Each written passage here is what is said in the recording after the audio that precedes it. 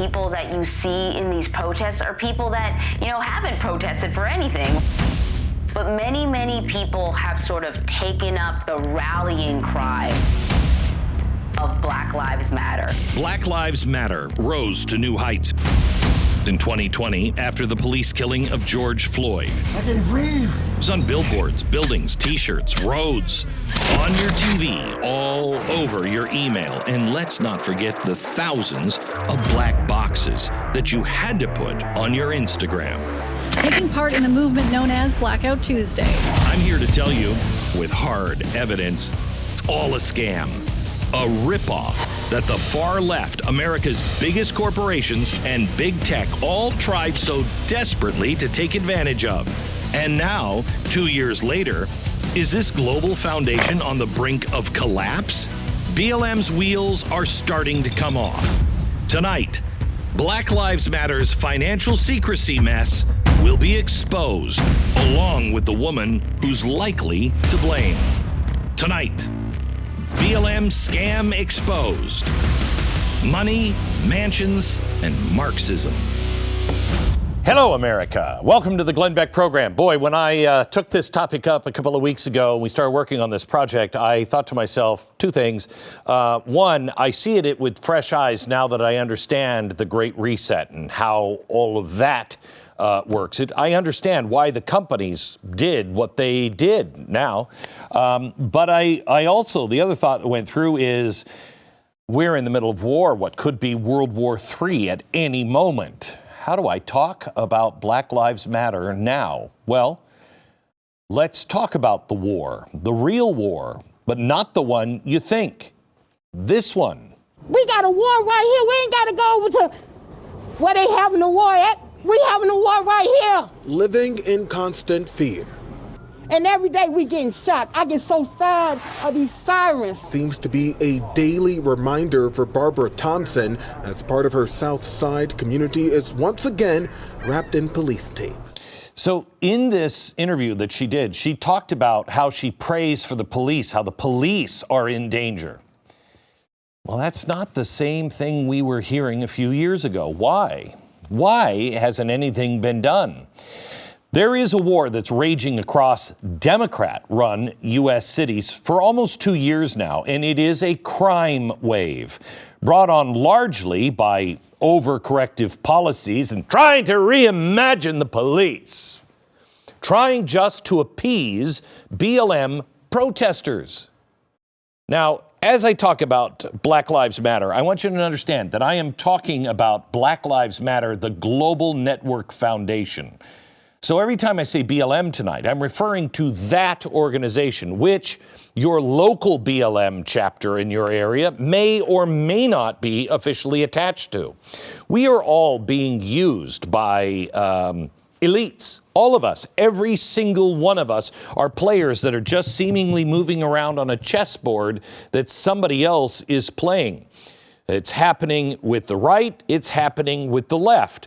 I know because I've met several people who actually believe Black Lives Matter, as do I, and they don't know anything about the organization that wants to kill the traditional family and kill capitalism. That's not their message, but that's what they thought BLM was. And maybe to them, it still is. But tonight, I want to show you what happened in the last 18 months, sort out what we know about the murky finances of Black Lives Matter, Inc. And murky might be putting it mildly. It's really important to understand that BLM has never been this grassroots movement representing the majority of Black Americans who are just organically rising up to fight racism.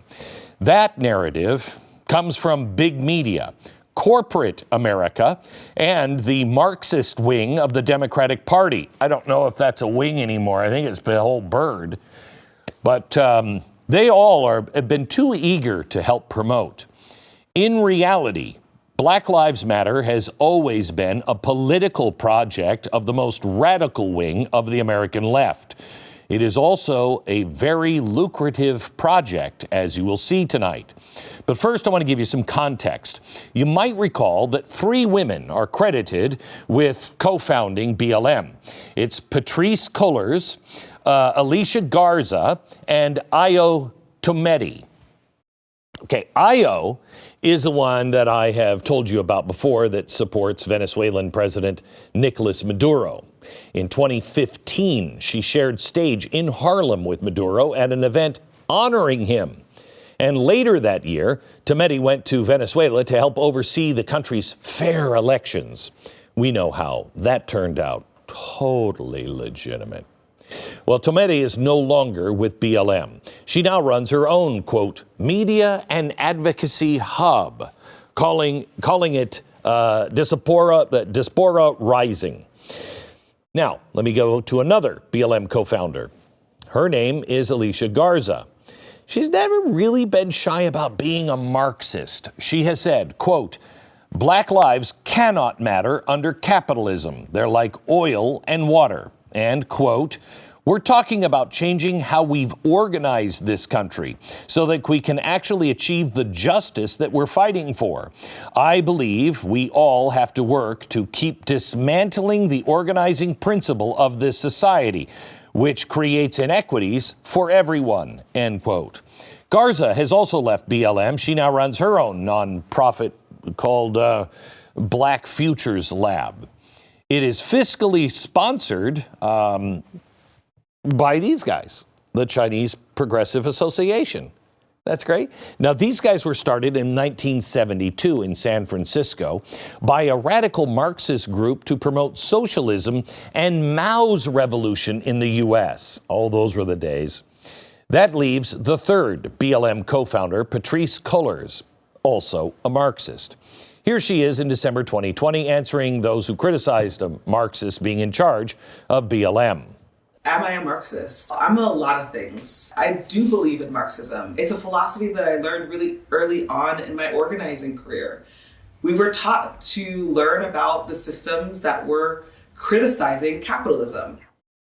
Okay, so her Marxist trainer was Eric Mann, a leader in the Weather Underground domestic terror group. An old white guy. He spent 18 months in prison for conspiracy to commit murder.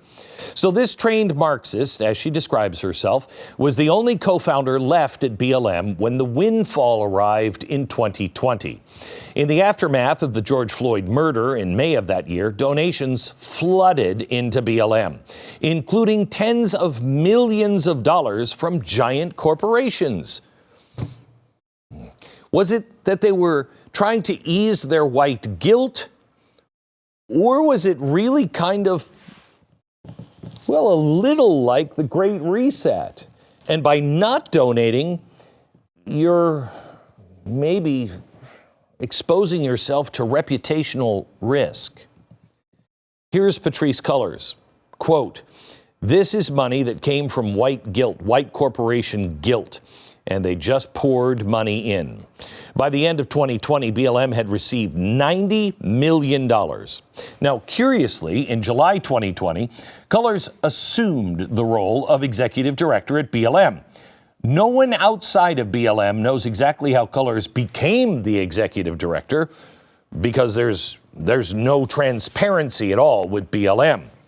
Several months later, a signed letter from multiple BLM chapters criticizing Cullors, they claimed that she, quote, installed herself as the executive director of Black Lives Matter Global Network Foundation.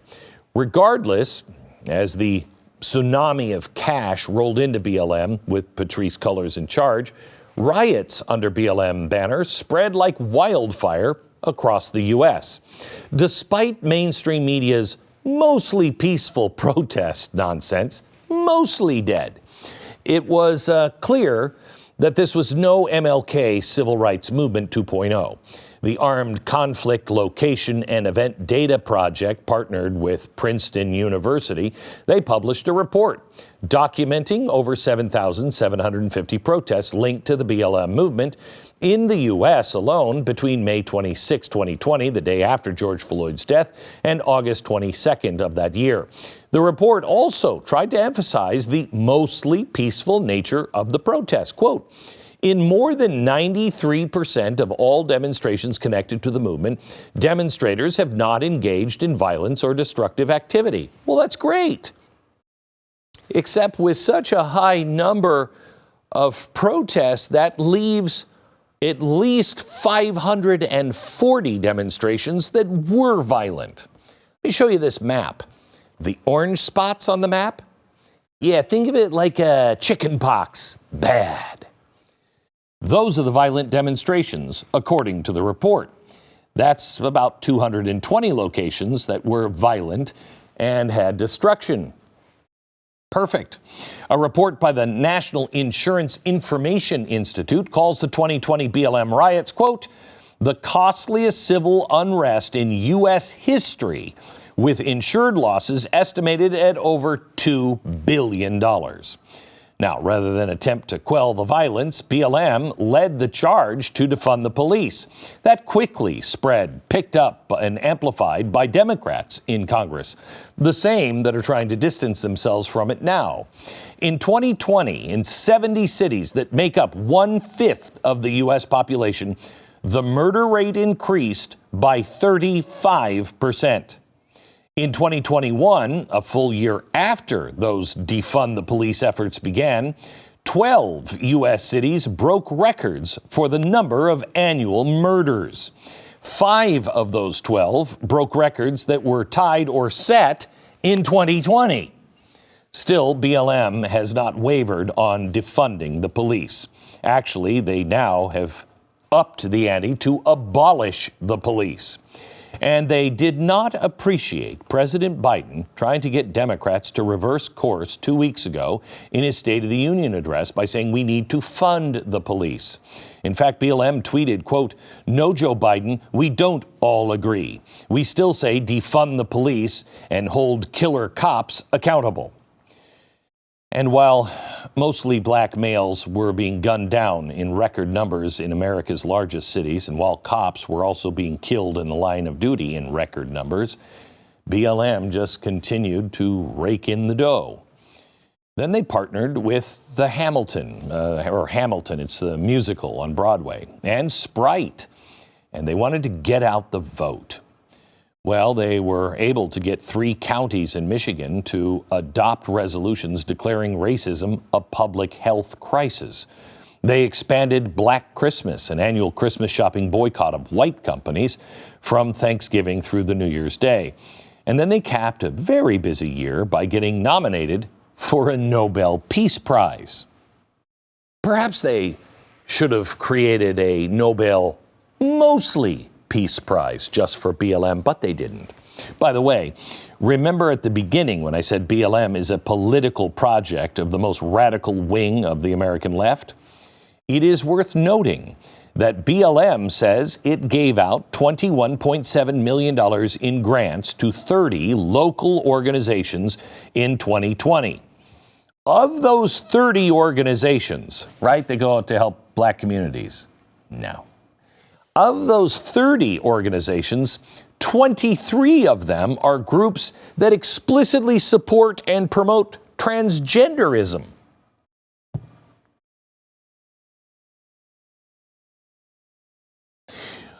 One of these is a project to deliver free meals to black trans people. Now, I'm just asking for those who, thought that they were marching against the cops and everything else. Anybody who donated to Black Lives Matter in 2020, weren't you under the impression that BLM existed to mainly help the black community? How many donors are aware that 76% of the money that BLM says it gave to local organizations in 2020 went to transgender groups? Meanwhile, BLM's banner year was also a banner year for Patrisse Cullors. She was an in-demand speaker, I'll tell you that right now. She made the talk show rounds. She signed a development deal with Warner Brothers to make TV shows and movies. Wow, sky is the limit for BLM and its leader. Until the wheels started coming off. I'll tell you how that happened in a minute.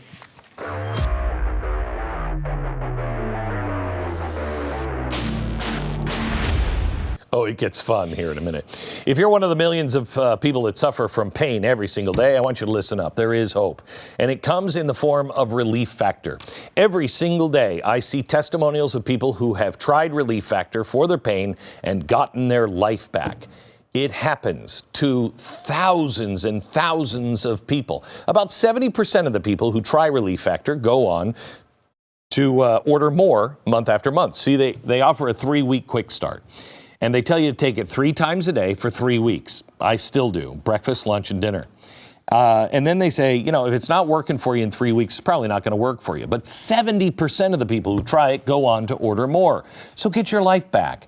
Try it. Just try it. What do you have to lose? Okay, $20. But if you're part of the 70%, isn't that worth $20?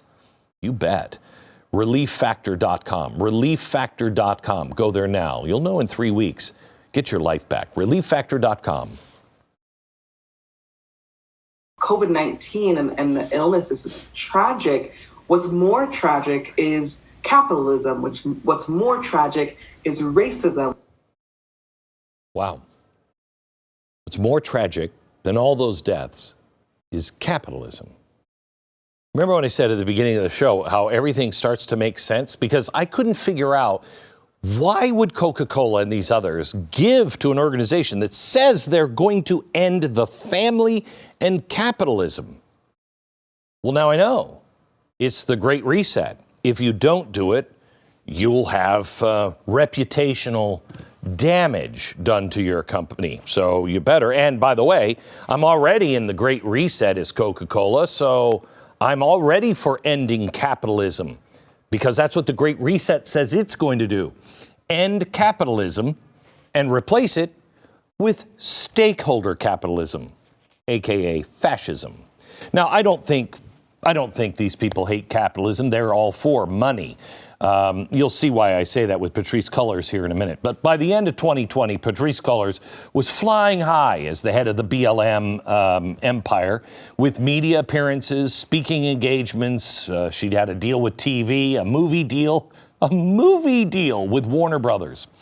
But 10 local BLM chapters were furious over her leadership and BLM's secret finances. Not to mention the fact that none of the $90 million that BLM collected in 2020 was filtering down to any of the local chapters. Well, at the end of November 2020, those 10 BLM chapters signed a joint letter severing their ties with BLM, the global network. The letter is titled, "It's Time for Accountability." And it says, if I may quote, "Since the establishment of BLM Global Network, our chapters have consistently raised concerns about financial transparency, decision-making, and accountability. Despite years of effort, no acceptable internal process of accountability has ever been produced by BLMGN." Okay, over the last year, Patrisse Cullors has said questions about BLM and her own finances were just right-wing attacks. But I'm not in a local chapter of BLM. The first cries for BLM accountability came from BLM. Their letter goes on to say, quote, "To the best of our knowledge, most chapters have received little to no financial support from Black Lives Matter Global Network since the launch in 2013. The Black Lives Matter chapters seem to have legitimate grievances, especially on the power trip aspect of Cullors as the executive director of BLM.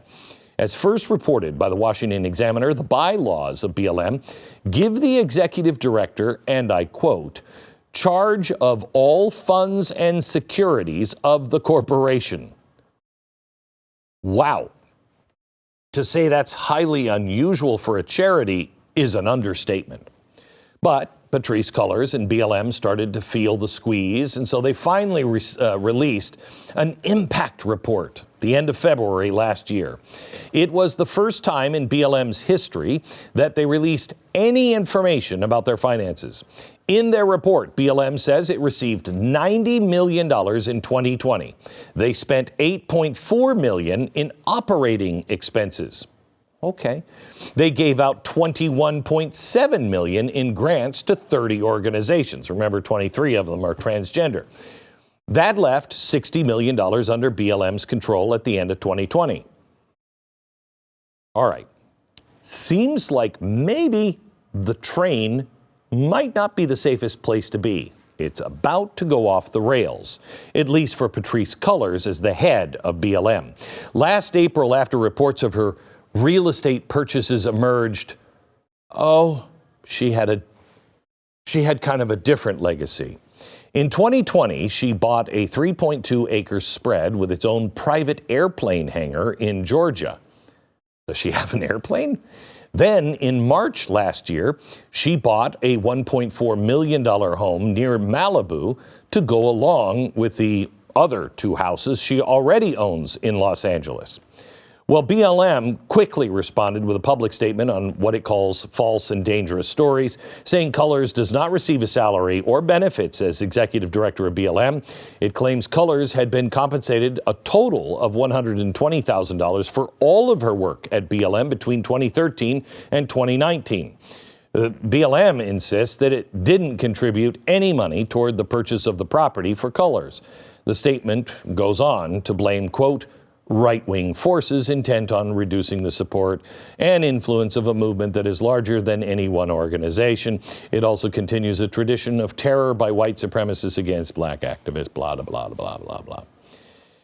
Okay, there's a couple of problems here. The problem with blaming the right-wing forces for the story is that the purchase of the $1.4 million property near Malibu was first reported by a celebrity real estate blog called The Dirt. As not exactly Breitbart, you know what I'm saying? As the story spread of this trained Marxist, using her own words, and her healthy real estate portfolio, it was implied that she was using BLM cash to buy all of those houses. Well, let me make it very, very clear. We've never implied that. It's not been proven. She did a lot of speaking engagements, books, deal with Warner Brothers. She obviously had income streams independent of BLM just because of who she is and what organization she run. Still, the tone-deaf part of the denials from Cullors and BLM is how bad it looks for the head of a charity to own $1 million property or several $1 million properties at the same time that BLM is getting blasted by its own members for financial secrecy. The thing to do to end it is just open up the books. Well, just weeks after the story broke about Cullors and her multiple houses, reports emerged about other questionable transactions involving one of her other nonprofits called Reform LA Jails. Now, in 2019, Reform LA Jails received over $1.4 million in donations. New York Magazine, not exactly the Weekly Standard, reports that of the $1.4 million, over half was paid to 4 recipients.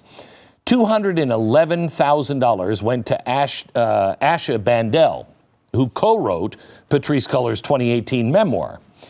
$205 went to Patrisse Cullors' own consulting company, which is crazy, getting hired as a consultant for your own nonprofit. I didn't know you could do that. Now that I know you could do that, I don't think I would ever do that because it just seems wrong.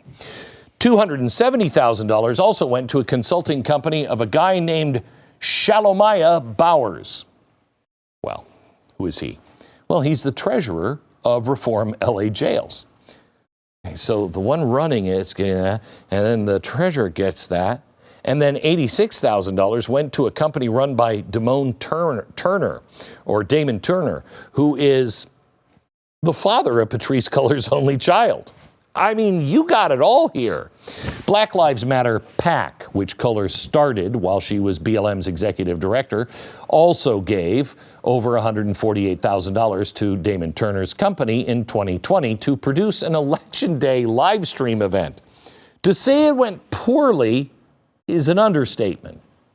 According to New York Magazine, that was more than BLM has paid for all of its Facebook ads promoting civil rights the entire time.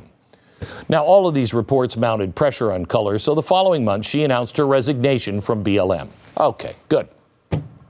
Her resignation, she said, had nothing to do with, quote, the personal attacks that she has faced from far-right groups or any dissension from within the movement. She then went on to name 2 senior executives. Whew. I mean, I'm not one to talk about. Anyway, she said they're going to take over the leadership of BLM.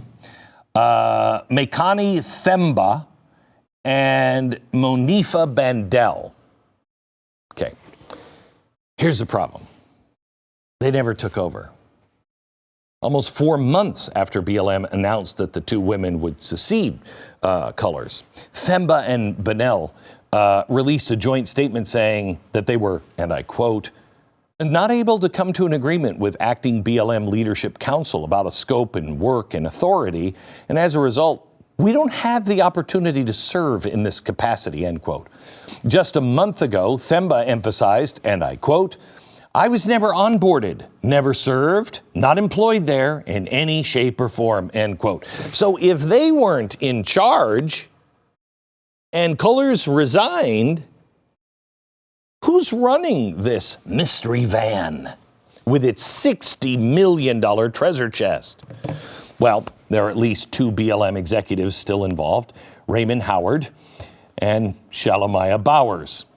Yeah, Bowers, the guy who is also the treasurer of Patrisse Cullors' Reform LA Jails nonprofit. Bowers was listed as BLM's deputy executive director.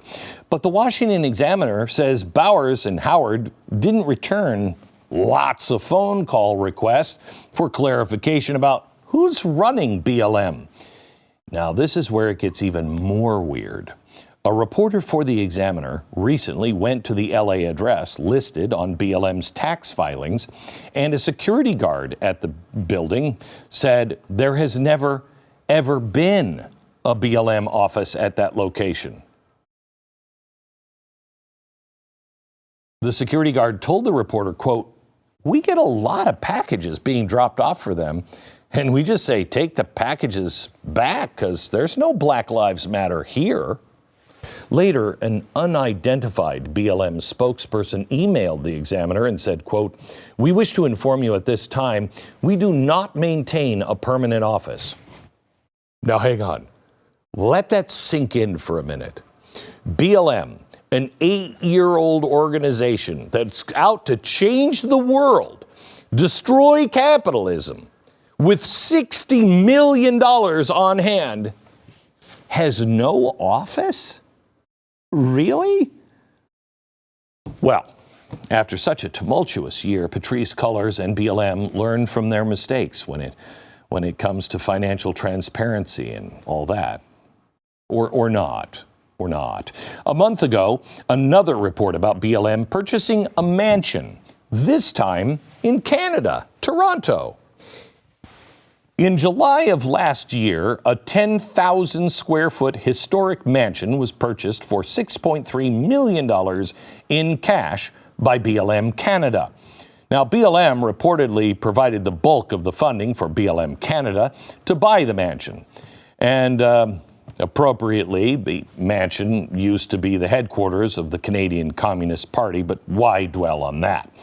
Here's the other weird connection surrounding the purchase of this BLM Center for Art and Activism. The co-founder of BLM Canada is a woman named Janaya Khan. She's still on BLM Canada's board of directors, but she also happens to be married, what a coincidence, to Patrisse Cullors. They're a couple. Oh, I'm just going to take and savor that for a moment, and then we'll come back and we'll talk about a few more other money troubles they have. And then somehow or another, Hillary Clinton pops up. It's crazy. More in a minute.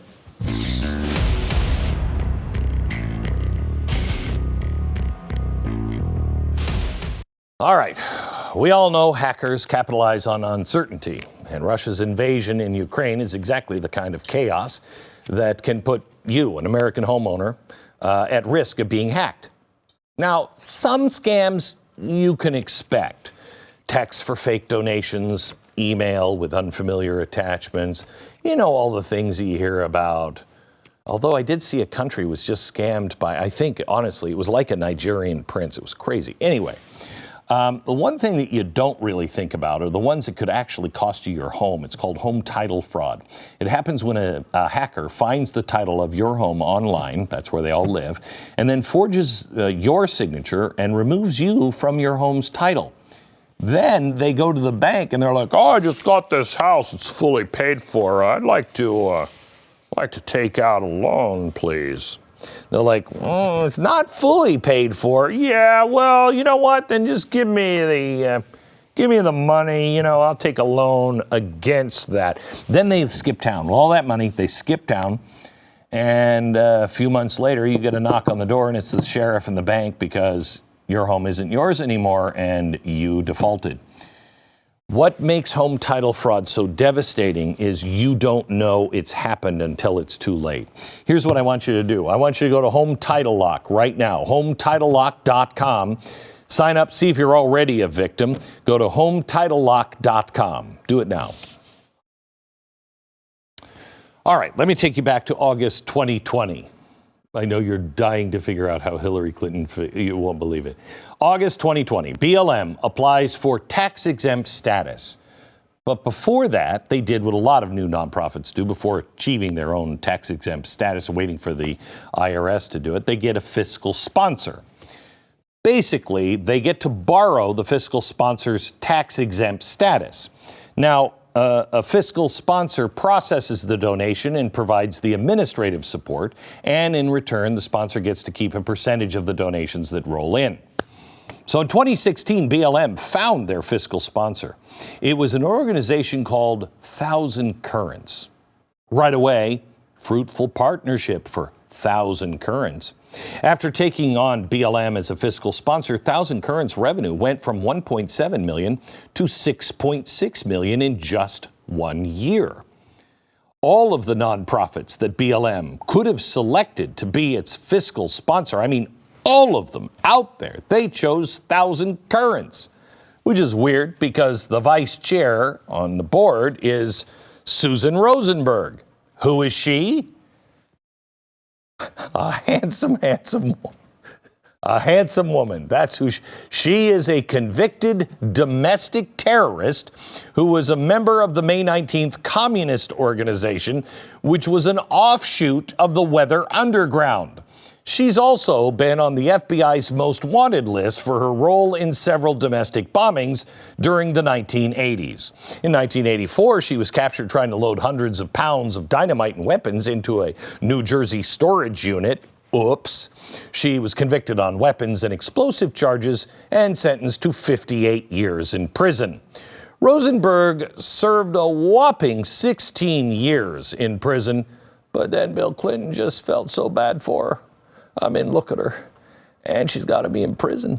Pardoned her just before he left office in January 2001. I mean, that plot twist is so predictable at this point because it always goes back to either Soros or the Clintons, and usually both of them. Anyway, according to the tax filings last year, by the way, that's not the Clinton connection. According to the tax filings last year, Susan Rosenberg was still vice chair of the board at 1,000 Currents. As of 2020, 4 years into their fiscal sponsorship of BLM. And by the way, quick side note, 1,000 Currents also has donated to the New Venture Fund. What's the New Venture Fund? Come on. Do you watch this show or not? This is one of the Democrats' dark money funds that we highlighted on Wednesday night special a few weeks ago. If you missed that episode, Oh, you can check it out on the BlazeTV.com right now. It's... So, just a quick recap on something I explained almost 2 years ago when we first looked into BLM's fundraising. If you donated to BLM in 2020 during all the post-George Floyd hysteria, you donated through Act Blue. This is a portal, the go-to payment portal for major Democratic Party organizations. Naturally, Act Blue takes 3.95% of each donation as a processing fee. In January last year, Act Blue reported to the IRS that for 2020, it earned over $3.1 million in processing fees from BLM donations. Well, I'm not a rocket scientist. I can't do the math, but the geniuses over at the Washington Examiner did the math. And they reported that if $3.1 million represents 3.95% that Act Blue keeps in processing fees, it means that over $78 million was given to BLM in small donor donations in 2020. That's in addition to what do they have left? $60 million? And for 2021, Act Blue reported earning over $517,000 in fees from BLM, which would mean another $13 million in donation. It's weird because those donations aren't showing up anywhere. Where is that money? Well, after collecting its fee, Act Blue would send the rest of the donation on to Thousand Currents, who at the time was BLM's fiscal sponsor, so they also took a piece. Thousand Currents also charged BLM a 15% handling fee.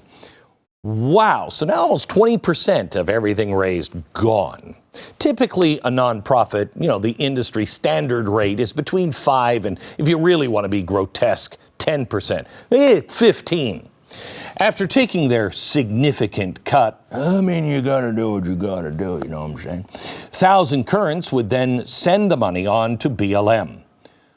Although under fiscal sponsorship rules, Thousand Currents had to say how the money would be spent. Everything seemed to be going great between BLM and Thousand Currents, especially with so much money flowing in 2020. But then, July 2020, Thousand Currents decided to get out of the fiscal sponsorship business. So BLM had to pick a new fiscal sponsor. Well, it was the Tides Foundation, of course. Yes, spooky dude, Tides Foundation. This partnership with the Tides Foundation is just another example of what I said at the beginning of the show. BLM is nothing but a political product of the worst, most radical wing of the American left. By December 2020, BLM was approved for its own tax-exempt status. Wow, it happened just that fast. So now they can operate as a charity completely on their own without any fiscal sponsors. And being on your own is fantastic, especially when, you need to do that fancy tax reporting maneuver to help you prolong your financial secrecy. First, BLM filed for a 6-month extension with the IRS to file its 2020 taxes. Then BLM had to file a change of their 12-month accounting cycle from a calendar year to a fiscal year. That allowed them to just submit a short year Form 990 to the IRS, which only covered the numbers from the first half of 2020, when it was still under the fiscal sponsorship of Thousand Currents. And that was well before it received the bulk of its post-George Floyd bonanza. Remember all that cash that poured into BLM during the second half of 2020, at least $60 million, and then the change that came in, They haven't reported on what happened to all that. No. Thanks to the accounting change, they just can't get it together, and they don't have to report on that income until May of this year. So why is BLM trying to buy more time before having to report the rest of their 2020 finances to the IRS? The time period that BLM is reluctant to reveal happens to coincide with the period where they were the fiscal sponsor of the Tides Foundation. Now, multiple states are not happy with BLM's shifty behavior. In January, Washington State warned BLM to stop soliciting donations in Washington until it submitted its 2020 financial information. The state warned that BLM could be fined $2,000 for each donation it receives while they're out of compliance. In late January, California's Department of Justice warned BLM that it has 60 days to comply with financial reporting requirements, or it'll hold BLM's leaders personally liable. I mean, you know it's bad when California and Washington are on your case. Well, because BLM is out of compliance in at least 10 states, Act Blue actively deactivated BLM's fundraising page. Currently, there's not an option to donate to the BLM website. That's weird. Who would do that? Even Amazon suspended, I'm smiling because I know the answer. Even Amazon suspended BLM from its Amazon Smile charity program until BLM fixes its compliant issues, which is right around the corner. Okay, it sounds really bad, right? Almost like BLM is trying to hide something. The good news is they have hired somebody to help them out of this mess. Next.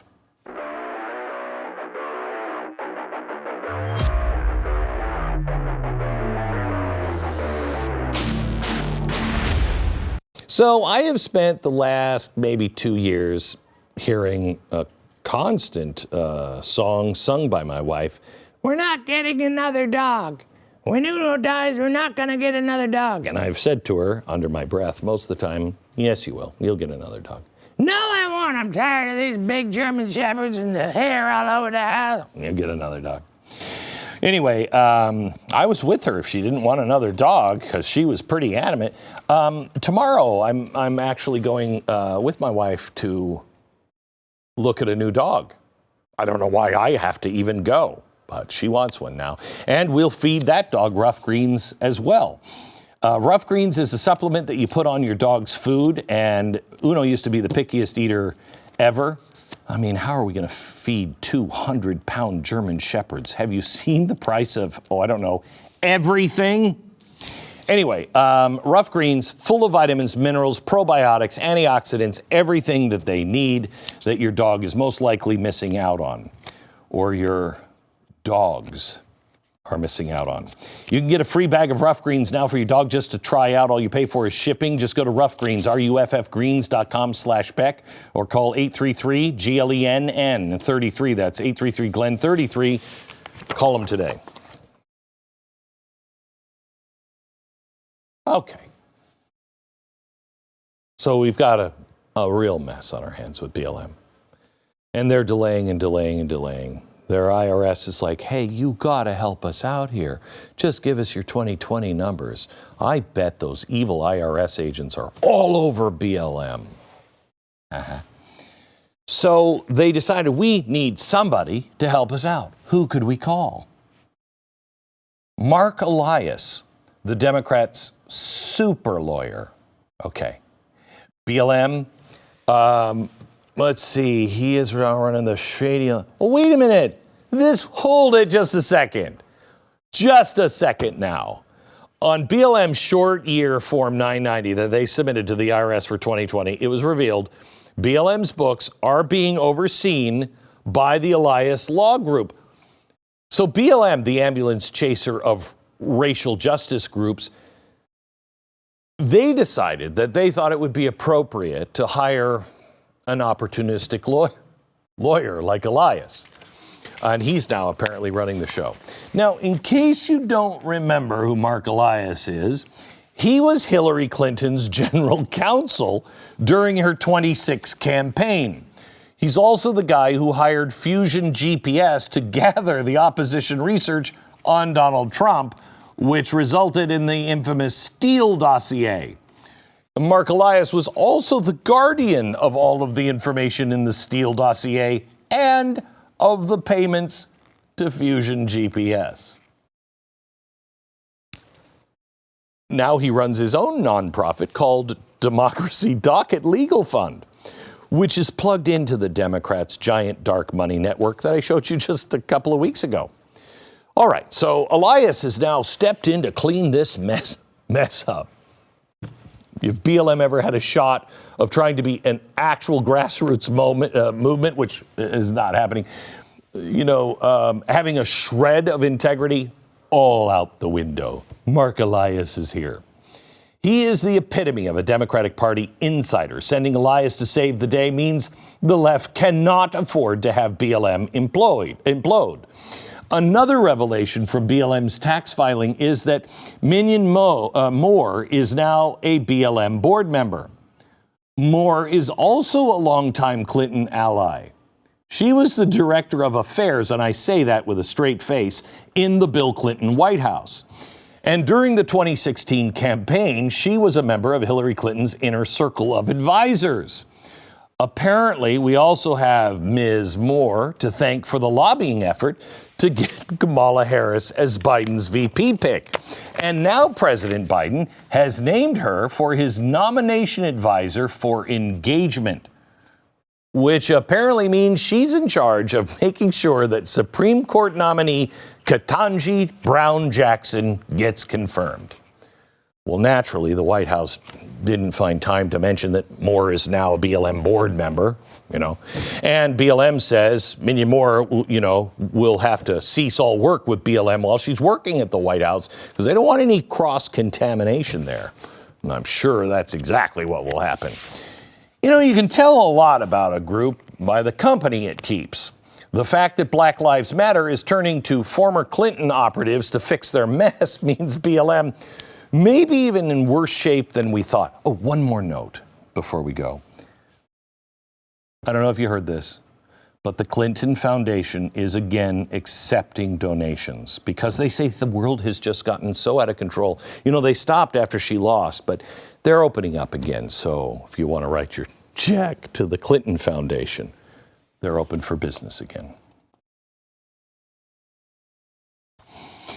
It's interesting because we did some of this work earlier, a couple of years ago, on Black Lives Matter when it was actually happening. And we saw that it was Black Lives Inc. And we thought, that's weird. Why would it be a corporation? And we went into all the people, especially over in Europe, that were involved in it. And it still didn't make sense to me, other than just virtue signaling, that people, these giant corporations would give, $20 million. Why would they do that? Thinking maybe they just didn't understand that Black Lives Matter and they were just kowtowed by the voices on the internet. I want you to know social media really means nothing to these corporations. They are more afraid of the banks that are currently telling them what to do in Russia, the corporations being told reputational risk. And the good news for them is if you're on board, you're going to make a ton of money because you're going to be part of new stakeholder capitalism. I write all about this in my book, The Great Reset. It is out right now all across the country in stores or online. Pick it up now. Good night.